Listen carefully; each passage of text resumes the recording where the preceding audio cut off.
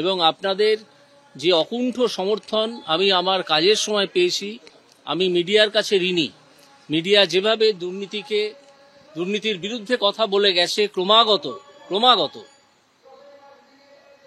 এবং তাতে আমার কাজের যে সমর্থন আমি পেয়েছি তার জন্যে মিডিয়াকে আমি প্রণাম জানাতে চাই এবং মিডিয়াকে আমি আমার বন্ধু বলে মনে করি এবং মিডিয়ার কাছ থেকে কোনো কিছুই আমি লুকিয়ে রাখবো না। আমি বিচারপতির পদ থেকে মঙ্গলবার পদত্যাগ করব, 1 নম্বর।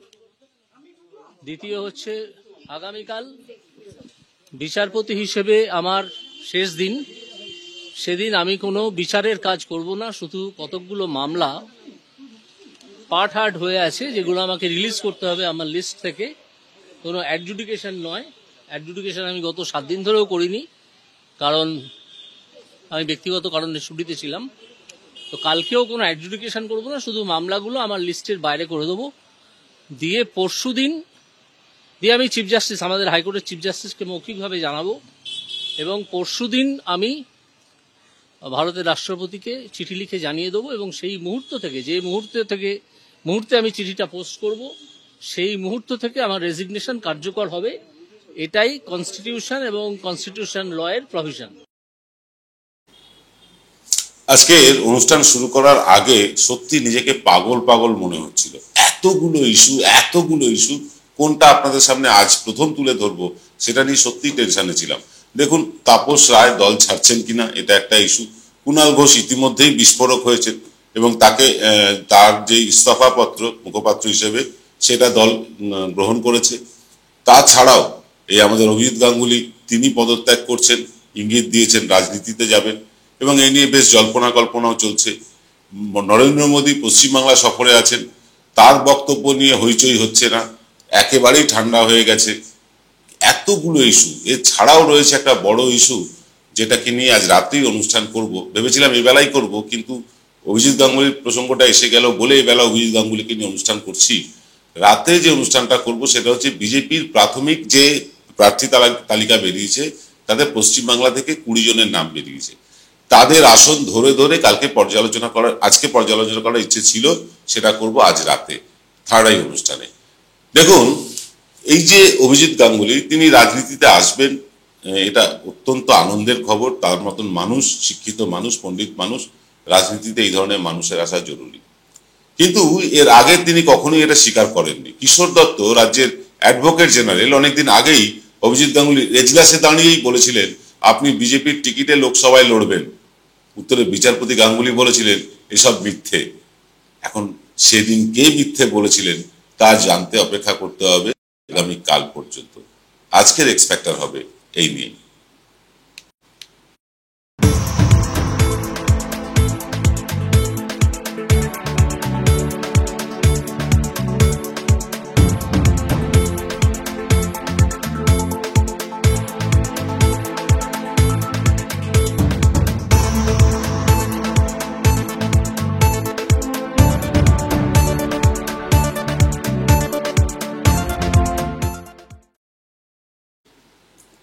নমস্কার, আদাব, আমি আপনাদের প্রবীর বিশ্বাস। আপনারা দেখতে শুরু করেছেন প্রতিদিনের অভ্যেস মতো বিশ্বজোড়া বাঙালির আওয়াজ এনকে ডিজিটালের প্রভাতী অনুষ্ঠান এক্সপেক্টার। আজকে এক্সপেক্টার করার আগে বললাম ছিলাম কি নিয়ে করব বুঝতে পারছিলাম না, তাই বিচারপতি গাঙ্গুলির বিষয়টাই তুলে আনলাম। কারণ বিচারপতি গাঙ্গুলি এখন এই মুহূর্তে সবচেয়ে বড় খবর। বিচারপতি গাঙ্গুলি মিডিয়ায় প্রচার শুরু করে দিয়েছিলেন কিন্তু অনেক আগে, যখন তার একটার পর একটা পর্যবেক্ষণ বা রায় উচ্চ আদালতে বা ডিভিশন বেঞ্চে খারিজ হয়ে যাচ্ছিল, তখনই তিনি বুঝতে পেরেছিলেন যে বিচারপতির পদ তার কাপ অফ টি নয়, তার চায়ের কাপ নয়। জমিদারি কাজ শুরু করেছিলেন টেলিভিশন ক্যামেরার সামনে। মনে করে দেখুন, একটি টেলিভিশন চ্যানেলকে, একটা বেসরকারি টেলিভিশন চ্যানেলকে একজন সরকারি বিচারক সেখানে তিনি ইন্টারভিউ দিচ্ছেন এবং সেই ইন্টারভিউ বিক্রি করে টেলিভিশন চ্যানেল টিআরপি রোজগার করছে, বিজ্ঞাপন রোজগার করছে। এরা কতটা নৈতিক আমরা প্রশ্ন তুলেছিলাম। তবে নৈতিক অনৈতিকতার অনেক কিছুর ঊর্ধ্বে চলে গিয়েছেন আমাদের বিচারপতি গাঙ্গুলি এবং বর্তমানে রাজনীতিও। এখন আর নীতি টিতির কেউ ধার ধারেন না। এখন সুযোগ সুবিধার মতো নাক গলিয়ে দিলেই হলো, একটি টিকিট জুটিয়ে নিলেই হলো, আর টিকিট জুটিয়ে জিতে গেলে তো কোনো কথাই নেই। এটা এখন চলছে ট্রেন্ড এটা। এই গাঙ্গুলি সাহেব কখনো রাহুল গান্ধীর আয় ব্যয় নিয়ে প্রশ্ন তুলেছেন, কখনো মমতা ব্যানার্জি, কখনো অভিষেক ব্যানার্জির বিরুদ্ধে রাজনৈতিক মন্তব্য করেছেন, আবার মানুষের ভোটে 3 বার জিতে আসা তৃণমূল কংগ্রেসের রেজিস্ট্রেশনই তুলে দেওয়ার মতন ভয়ঙ্কর রাজনীতি মন্তব্য করেছেন বিচারপতিতে হয়েও। পাশাপাশি তিনি স্বীকার করেছেন তার এক আইনি গুরু সিপিএম এর নেতা বিকাশ রঞ্জন ভট্টাচার্যের কাছে, তার পায়ের তলায় তিনি নাকি আইন শিখেছেন। আবার সঙ্গে সঙ্গে তিনি বইমেলায় গিয়ে বামেদের স্টলে বাম পুস্তিকা হাতে নিয়ে ছবি তোলার জন্য পোজও দিয়েছেন। আসলে সম্ভবত তিনি জল মাপছিলেন। রাজনীতিতে ঢুকে দেশের সেবা করার বাসনায় ভারতীয় জনতা পার্টি যাতে খুশি হয়, বিচারকের আসনে বসেও একদিকে যেমন এই ধরনের মন্তব্য করছিলেন, আবার বামেদের স্টলে গিয়েও দেখে নিতে চেয়েছিলেন যে কোন দিকে ঝুঁকে পড়লে মানুষের সেবা আরো বেশি করে করার সুযোগ পাবেন। মানুষকে ন্যায্য রায় দিয়ে সেবা করাটা ততটা বোধহয় মন পছন্দ হলো না ওনার। তাই অবসরের 5 মাস আগেই ঠিক লোকসভা নির্বাচনের মুখে তিনি বৃহত্তর সেবা করার উদ্যোগ নিয়েছেন। এর আগে জাস্টিস রঞ্জন গগৈ বিতর্কিত কিছু রায় দিয়ে বিজেপির সমর্থনে রাজ্যসভায় গিয়ে অসাধারণ সেবা করছেন মানুষের। আপনি দেখতে পাচ্ছেন না? সেগুলো যদি আপনি দেখতে না পান, সে দায় আপনাদের, রঞ্জন গগৈয়ের না। প্রতি মাসে প্রায় 2.5 লাখের রোজগার, বিজনেস ক্লাসে বিমান ভ্রমণ, আজীবন 5 স্টার হোটেলে চিকিৎসা, আবার অবসর পরেও সারা জীবনের ভাতার হাতছানি উপেক্ষা করা মোটেও সহজ কাজ নয়। একবার এমপি হতে পারলে, রাজ্যসভার হন বা হন, তাহলে কিন্তু এইসব একদম সারা জীবনের জন্য ফিক্সড হয়ে গেল। রঞ্জন গগৈ পথ দেখিয়েছেন, তিনি পথ প্রদর্শন করে দিয়ে গেছেন। গাঙ্গুলি সাহেব শুধু সেই পদাঙ্ক অনুসরণ করছেন মাত্র। সারা রাজ্যের মানুষকে সঠিক বিচার দিয়ে সেবা করার বদলে এখন তিনি একটা লোকসভা কেন্দ্রের কিছু মানুষকে চরম সেবা দিতে চাইছেন। তৃণমূলের কুণাল ঘোষ সহ সবাই বলতেন, বিচারপতির আসন ছেড়ে সরাসরি রাজনীতির ময়দানে নামছেন না কেন? বাঘের বাচ্চা গাঙ্গুলি সেই চ্যালেঞ্জ অ্যাকসেপ্ট করলেন। সম্ভবত তমলুক আসন থেকে বিজেপির টিকিটে লড়ে তিনি প্রমাণ করে দেবেন বাবরি মসজিদ ভাঙাটা কতটা সঠিক ছিল। মণিপুরে মহিলাদের নগ্ন করে রাস্তায় ঘোরানোটা মোটেও ঘৃণ্য কাজ হয়নি ভারতীয় জনতা পার্টির। তাই মনে হয় অধীর চৌধুরীও চেয়েছিলেন যাতে ভগবান বাবু মুখ্যমন্ত্রী হয়ে বসুন বাংলার মসনদে। এই চৌর্য সাম্রাজ্য রুখতে তিনি অনেক তৃণমূল নেতাকে জেলের ভাত খাওয়াচ্ছেন। ইচ্ছে ছিল আরো কয়েকজনকে জেলের ঘানি টানাবেন। শেষে যখন দেখলেন তদন্তে কিছুই পাওয়া যাচ্ছে না, ইডি সিবিআই এর 14 পুরুষও খুঁজে পাচ্ছে না, যে কোনো কুলকিনারা করতে পারছে না কিভাবে চোর ধরবে, কিভাবে তারা প্রমাণ জোগাড় করবে, তখন তিনি খানিকটা বাধ্য হলেন। তিনি বলছেন বটে যে শাসক দলকে ধন্যবাদ দিচ্ছেন, কারণ শাসক দলের কারণেই নাকি তার এই ধরনের পদক্ষেপ বা রাজনীতিতে আসা। তিনি যাই বলুন না কেন, শাসক দলকে ধন্যবাদ দিন, যাই করুন, সেটা নিয়ে আমাদের কোনো মাথা ব্যথা নেই। কিন্তু আমাদের একটা প্রশ্ন আছে, এই যে বিচারপতিরা বিচারকের আসন ছেড়ে সরাসরি কোনো রাজনৈতিক দলের ছাতার তলায় চলে যাচ্ছেন, এতে বিচার ব্যবস্থার মান কি অবনমন ঘটছে না? আমরা এই প্রশ্ন আপনাদের কাছে করছি, উত্তর আপনারা দেবেন কমেন্ট বক্সে। তার আগে নিয়ে নেব ছোট্ট একটা বিরতি।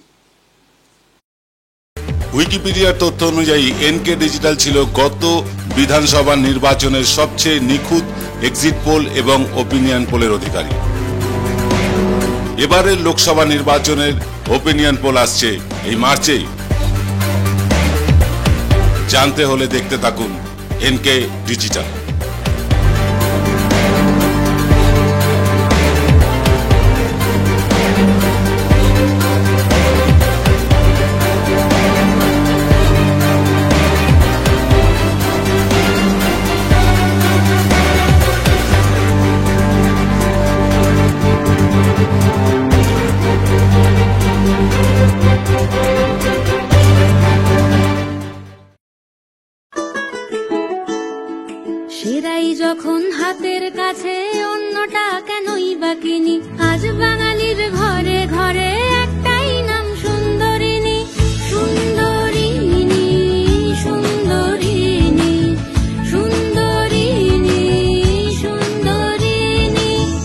জয়গুরু রত্নভান্ডার জ্যোতিষ সেবা। এখানে গোল্ড মেডেলিস্ট জ্যোতিষী বসেন। হাই কোয়ালিটির আসল গ্রহরত্ন সবচেয়ে কম দামে এখানে পাওয়া যায়। স্থান বেলঘড়িয়া রানী পার্ক, বটতলা, 2 নম্বর রেলগেটের নিকটে। 9681345722 এবং 9007778922।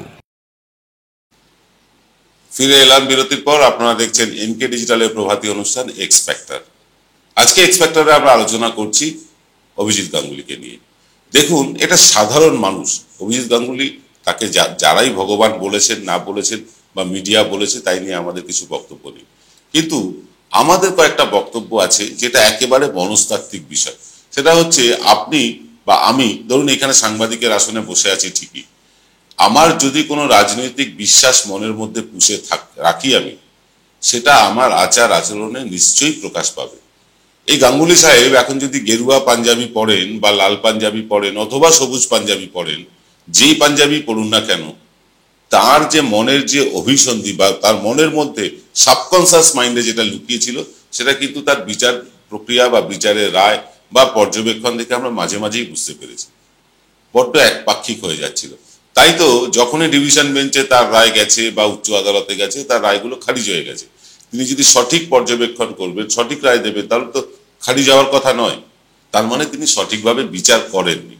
তাই সঠিকভাবে বিচার না করে কেউ যদি উচ্চ আদালতে যায়, সেখানে সঠিক বিচার পেলে বলতে হবে তিনি হয়তো সঠিক বিচার করতে পারেননি, বারবার ব্যর্থ হচ্ছিলেন, বারবার কিন্তু সুপ্রিম কোর্টের কাছে তার রায়গুলো খারিজ হয়ে যাচ্ছিল। এবং এখান থেকেই তিনি উপলব্ধি করেছিলেন যে এইভাবে আর রাজনীতি করা যাবে না, বিচারপতির আসনে বসে আর রাজনীতি করা যাবে না, এবার মাঠেই নামতে হবে। বেশ, তিনি মাঠে নেমেছেন। আগামীকাল তিনি পদত্যাগপত্র পাঠাবেন। আমরা স্বাগত জানাই। অভিজিৎ গাঙ্গুলি রাজনীতিতে আসা, এরকম মানুষের রাজনীতিতে আসা অত্যন্ত জরুরিও। এই ধরনের মানুষ যত রাজনীতিতে আসবেন তত রাজনীতির মঙ্গল। কারণ রাজনীতিতে এখন কেউই দুধে ধোয়া তুলসী পাতা নয়, সবারই কোনো না কোনো কলঙ্কের দাগ লেগেছে। 1-2 হয়তো বাদ, কিন্তু বাকি সবারই তাই। কিন্তু এই অভিজিৎ গাঙ্গুলি, তিনি মানুষটা সৎ, এটা অনেকেই বলেছেন, আমাদেরকে অরুণাভ ঘোষ বলেছেন, আইনজীবী অনেকেই বলেছেন। কিন্তু তার সততাটা হয়তো অর্থনৈতিক দিকে, কিন্তু তিনি রাজনৈতিকভাবে কতটা সৎ ছিলেন সেটা নিয়ে প্রশ্ন উঠছে, এবং আরো প্রশ্ন উঠবে আগামীকালের পর থেকে। কারণ তিনি যখনই বিচারপতির আসন ছেড়ে দেবেন, মানুষ কিন্তু তাকে প্রশ্ন করার জন্য বসে আছে। অনেকেই কিন্তু ছিঁড়ে খাওয়ার চেষ্টা করবে, কারণ তার অনেক রায়, অনেক পর্যবেক্ষণ কিন্তু প্রশ্নাতীত নয়, এটা কিন্তু বলাই যায়। তিনি এমন এমন কথা বলেছেন যে তৃণমূল দলের রেজিস্ট্রেশন তুলে দেবেন। এই ইখতিয়ারের বাইরে গিয়ে কথা। তিনি রেজিস্ট্রেশন তুলে দিতে পারেন না। একটা সরকার 3 বছর ধরে 3বার নির্বাচিত হয়েছেন, মানুষের রায় নিয়ে সরকার গড়া হয়েছে, তার রেজিস্ট্রেশন তুলে দিতে চান? কিন্তু তুগলো কি বললেন অনুষ্ঠানের শুরুতে দেখলেন আপনারা, মিডিয়াকে নমস্কার করি, প্রণাম জানাই। কোন মিডিয়াকে? কোন মিডিয়াকে সেটা তো জানতে হবে। যে মিডিয়া মণিপুরকে গোপন করে রাখে, যে মিডিয়া কৃষক আন্দোলনে মানুষ মরলেও দেখায় না, যে মিডিয়া হাতরাসের কথা লুকিয়ে রাখে, যে মিডিয়া লখিমপুর খেদির ঘটনা চেপে রাখতে চায়, যে মিডিয়া এই লক্ষ লক্ষ কোটি কোটি টাকা চুরি করে নিয়ে পালিয়ে যাওয়া যে লোকজন তাদেরকে আড়াল করে রাখতে চায়, যে মিডিয়া সারাক্ষণ মোদিময় হয়ে আছে, মোদি ছাড়া তারা আর কিচ্ছু চেনে না, সেই মিডিয়াকে প্রণাম। সেই মিডিয়াকে প্রণাম জানাচ্ছেন কারণ মিডিয়া আপনাকে ফুটেজ দিয়েছে, মিডিয়া আপনার ছবি দেখিয়েছে, আপনাকে ভগবান বানিয়েছে, তাই আপনি আজকে মিডিয়ার কথা বলছেন। ফু দিয়ে ফোলানো বাঘের মতন অবস্থা আপনার। আপনি যে রাজনীতিতেই যান, আপনি বামে যাবেন না বিজেপিতে যাবেন, তৃণমূলে যাবেন না, এটা বোঝাই যাচ্ছে। যে রাজনীতিতেই যান, আসলে আপনি মিডিয়ার ফোলানো একটা বাঘ। এরকম বহু বাঘকে দেখেছি, জানেন অভিজিৎ বাবু। আমরা রাহুল সিনহাকে দেখেছি, মিডিয়া তাকে ফুলিয়ে বাঘ করে দিয়েছিল। এখন দেখছি শুভেন্দু অধিকারীকে ফুলিয়ে বাঘ করে দেওয়া হয়েছে। সংগঠনের নামে তো ঠনঠন গোপাল, কিচ্ছু নেই সংগঠন। দুটো একটা পকেটে ছাড়া বিজেপির সংগঠনই নেই। তারপরেও কিন্তু মিডিয়া এমন ভাবে দেখাচ্ছে তাকে। আপনি সারা দিন যদি কোনো নিউজ চ্যানেল খুলে দেখেন, সারা দিন খোলার পর আপনি দেখবেন রাজ্যের মুখ্যমন্ত্রীকে হয়তো 5 মিনিট দেখাচ্ছে, আর শুভেন্দু অধিকারীকে দেখাচ্ছে হয়তো 50 মিনিট। অর্থাৎ মিডিয়া যে একপক্ষ কাজ করছে এটা পরিষ্কার বোঝা যাচ্ছে। এখন আপনি টেলিভিশন চ্যানেলের রিমোট চেঞ্জ করলেই যে চ্যানেলের লোগোটা আসে, আপনি চোখ বন্ধ করে বলে দেবেন সেটা কোন রাজনৈতিক দলের মদতপুষ্ট। এটা চোখ বন্ধ করে বলে দেওয়া যায়, এরকম তো হওয়ার কথা ছিল না। মিডিয়ার তো নিরপেক্ষ থাকার কথা ছিল। মিডিয়ার কোনো চ্যানেলের লোগো দেখলেই কেন বলবো এটা বিজেপির চ্যানেল, ওটা তৃণমূলের চ্যানেল, ওটা কংগ্রেসের চ্যানেল, কেন বলবো আমরা? বলতে হয়, মিডিয়ার আচরণে বলতে হয়। এই ভারতবর্ষের মিডিয়া বিশ্বাসযোগ্যতায় 161 নম্বরে, 180টা দেশের মধ্যে একটা সমীক্ষা হয়েছিল, তার মধ্যে 161 নম্বরে আছি আমরা মিডিয়ার বিশ্বাসযোগ্যতা। মিডিয়া কিছু বলতে পারে না, মিডিয়াকেও দোষ দিয়ে লাভ নেই। কোনো মিডিয়া যদি সরকার বিরোধী কথা বলে তার লাইসেন্স রিনিউ করা হয় না, তার মালিককে জেলে পাঠানো হয়। কলকাতা টিভি চোখের সামনে রয়েছে। সেই মিডিয়াকে তিনি প্রণাম করছেন, করুন, তিনি প্রণাম করতেই পারেন মিডিয়াকে, কারণ মিডিয়াই তাকে ভগবান বানিয়েছে, মিডিয়াই তাকে বাঘ বানাচ্ছে। ভালো কথা, আসুন রাজনীতির ময়দানে, লড়ুন মানুষের ভোট নিয়ে। মানুষের ভোট নিয়ে আপনি যান লোকসভায়, কিন্তু অধীর চৌধুরী তো বলেছিলেন আপনি মুখ্যমন্ত্রী হবেন। আমরা তো প্রত্যাশা করেছিলাম যে মমতা বন্দ্যোপাধ্যায়ের বিরুদ্ধে বিধানসভায় লড়ে আপনি মুখ্যমন্ত্রী হবেন। সেইটুকু সৎসাহস হলো না, চলে যেতে হচ্ছে দিল্লিতে, দিল্লির আশায় বুক বাঁধছেন। পশ্চিমবাংলার মানুষের জন্য কি কিছুই করার নেই আপনার? আপনি মানুষের কাছে ভোট চাইতে গেলে বলবেন যে আমি লোকসভায় গিয়ে শুধু একটা কেন্দ্রের জন্য উপকার করব, সারা রাজ্যের জন্য উপকার করব না। আপনি তো সারা রাজ্যের কাছে মাসিহা হয়ে উঠেছেন মিডিয়ার দৌলতে। সেই মাসিহা শুধু একটা লোকসভা কেন্দ্রে আটকে থাকবে? যদি তমলুকে লড়েন তাহলে কি আপনি তমলুকেই আটকে সীমাবদ্ধ থাকবেন? কারণ আপনি তো এর বাইরে অন্য জায়গায় কাজ করতেই পারবেন না। তাই বিচারপতি গাঙ্গুলি, এখনো আপনি বিচারপতি আছেন, এই মুহূর্ত পর্যন্ত বিচারপতি আছেন, বিচার ব্যবস্থার প্রতি সম্মান রেখে বলছি, এই যে বিচারপতি থেকে সরাসরি রাজনীতিতে চলে যাওয়া, কোনো একটি রাজনৈতিক দলের ছত্রছায়ায় যাওয়া, এটা আমাদের আইন ব্যবস্থাকে প্রশ্নের চিহ্নের মুখে তুলে দেয়। কি ভাবছেন আপনারা এই নিয়ে আমাদের লিখে জানাবেন। আর একটা কথা বলে রাখি, আজ রাত 8টায় বিজেপির যে 20টা প্রার্থীর নাম ঘোষণা করা হয়েছে, সেই 20 জন প্রার্থীকে নিয়ে আমরা একটা বিশেষ অনুষ্ঠান আনছি। 20 জন প্রার্থী, তাদের অতীত, তাদের বর্তমান অবস্থা সব নিয়ে পর্যালোচনা করব। 20টা আসনের কোন কোন আসনগুলোতে বিজেপির জয়ের সম্ভাবনা আছে, কোন কোন আসনগুলো তারা তৃণমূলকে ওয়াকওভার দিয়ে দিল, সবটা আলোচনা করব।